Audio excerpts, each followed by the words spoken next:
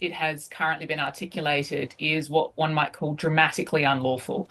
The foundational premise of international law is the principle of non-intervention and the prohibition on the use of force to acquire territory. So the idea that the United States could go into a part of Palestine, take their land using military force, and simply put the population somewhere else is fundamentally prohibited by the United Nations Charter. Human rights advocates have been saying over the last day or so that Donald Trump's suggestion could amount to ethnic cleansing. Can you explain exactly what that threshold is? What does it mean by international law standards? Is there even an agreed definition? So ethnic cleansing is a phrase that started being used during the breakup of Yugoslavia.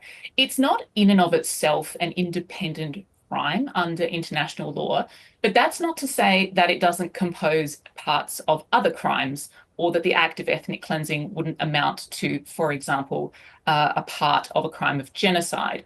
We do have crimes under international law pursuant to the Rome Statute. The crime of forcible deportation of a population, forcible movement of population, is a crime, and the plan as it's been articulated would seem to certainly amount to that. And as mentioned as well, the forcible transfer of children would amount to genocide under Article 2 of the Genocide Convention. So while ethnic cleansing itself is not a defined crime, there are crimes under international law that would cover the same activities. A lot of the details of this plan are still quite unclear. What more would you like to see detailed in order to have a better understanding of what the US's policy is now? Look, the most important thing to remember is that the Palestinian people have a right to self-determination, which is that they have the right to determine their own future within their own territory.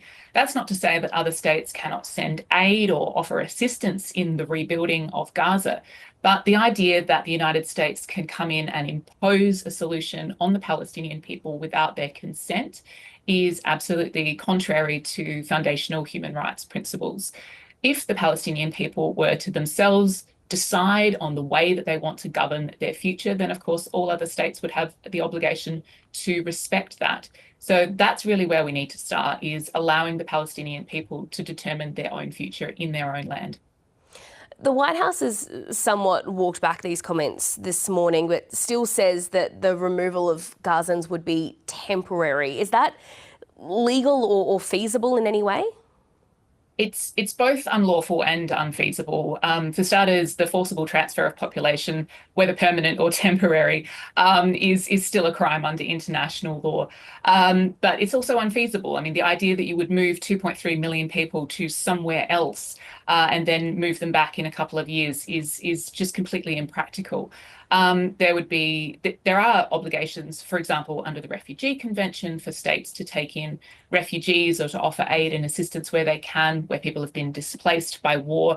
But this kind of idea that you would take the population of an entire country or an entire state or a huge city and just put them somewhere else is completely unfeasible. Other states are not going to agree to take those people. And indeed, if they were to agree to take those people under the current plan, they may well themselves be complicit in the commission of internationally unlawful acts. So I just don't see a way that this is going to be legal unless the Palestinian people are themselves the drivers of the solution pursuant to their right to self-determination.